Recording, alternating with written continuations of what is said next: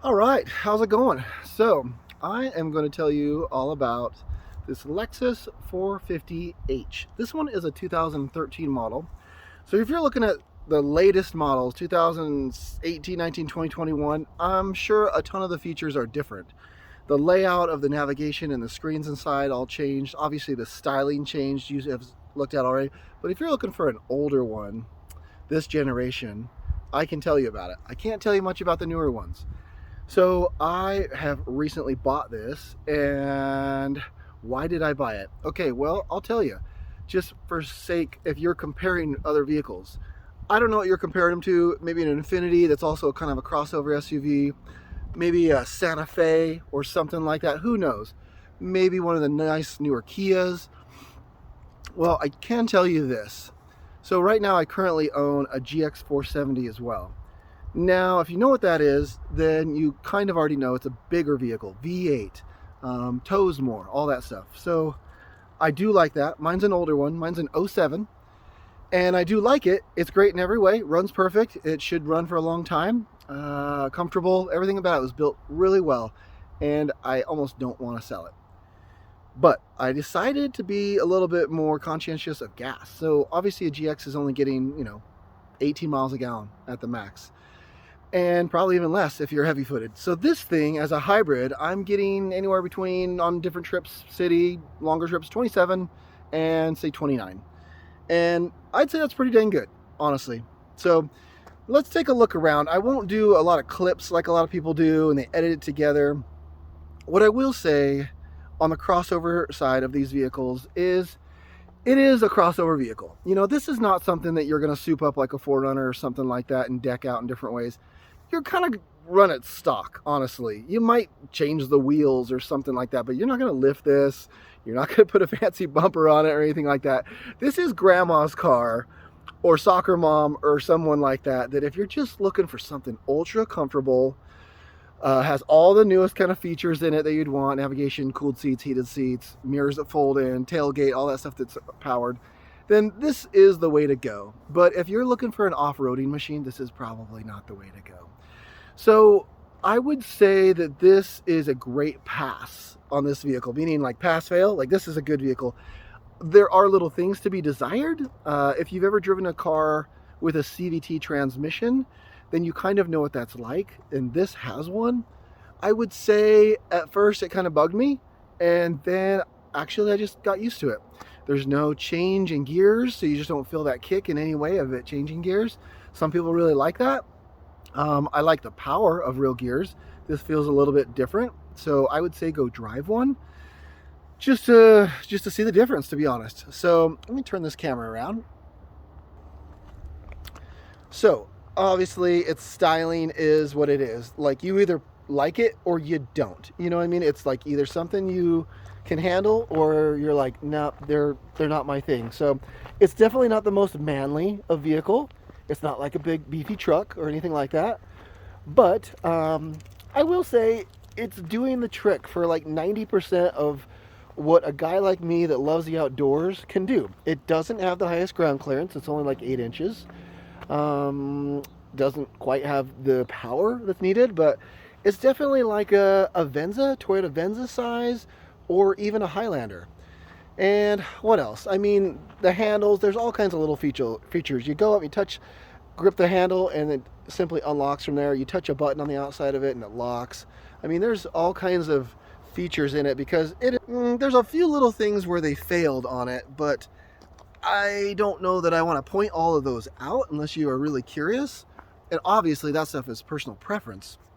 Little things with the lights, little things with the controls, and the little control inside where you go and do the phone and the map and all that stuff. It's like this little mouse pad, basically. I would say it's okay. I would say you get used to it. I wouldn't say it is the best thing in the world. And comfort-wise, definitely comfortable, smooth. Everything about it is just made like a Lexus, and that is why I bought it. It's because I've already owned Lexuses. I've owned 4 4Runners.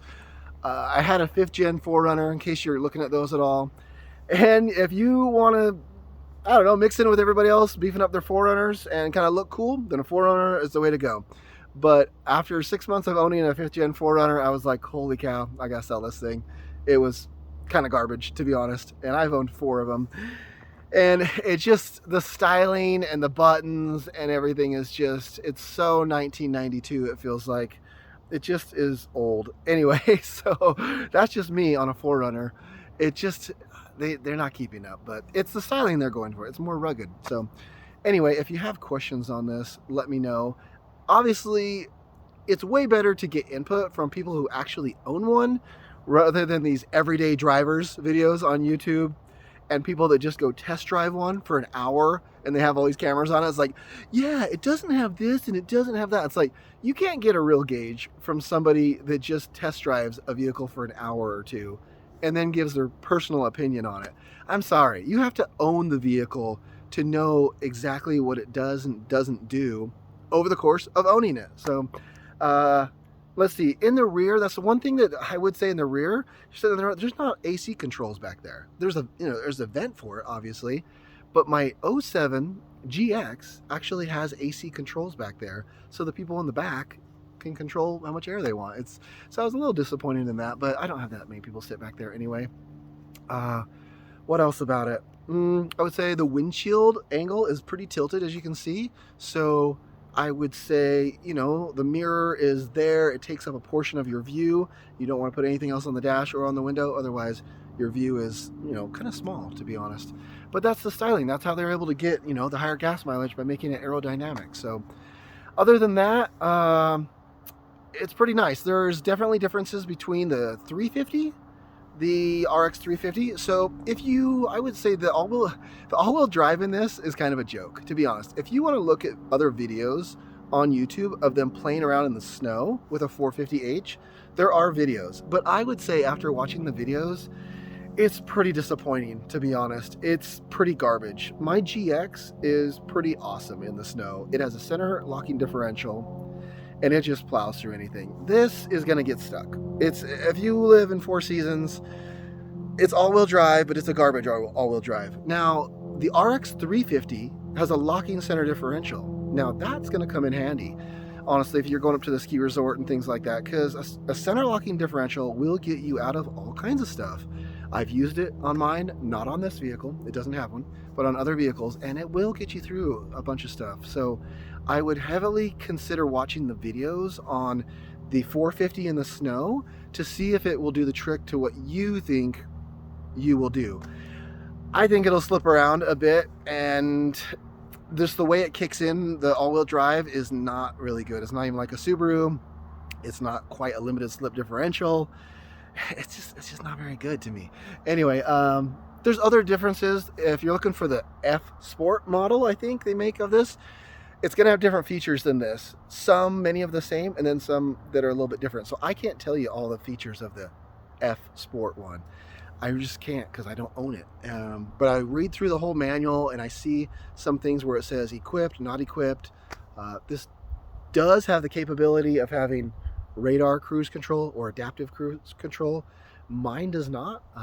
Doesn't bother me that it doesn't have it, but if that's a feature, then you have to look specifically at the controls to see if it has it or not. So some just come equipped with it in certain models. I think it was certain years they added it to it. And mine's a 2013 and it does not have it. So what else can I tell you? The navigation in it is pretty good, I gotta say, as well as the voice control is pretty good. The voice control on an older Lexus, like a GX, oh my gosh, it's absolute garbage. But on this, it actually works. It takes a minute of getting used to it and it hearing you clearly, but I have used it, which is really nice rather than punching in the address. And so I would say it's pretty good, honestly. What else can I tell you? Yeah, I don't know what else. So that's my video review of it so far. Maybe I'll do another one in 6 months from now, if I still own it. I know that seems kind of weird, but I do buy vehicles quite a bit to try them out and test them.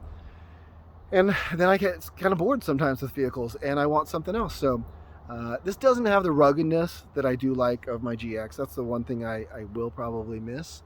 But I will say it's doing 90% of what I want so far. So anyway, hope you guys enjoy the video. And if you have any questions, let me know.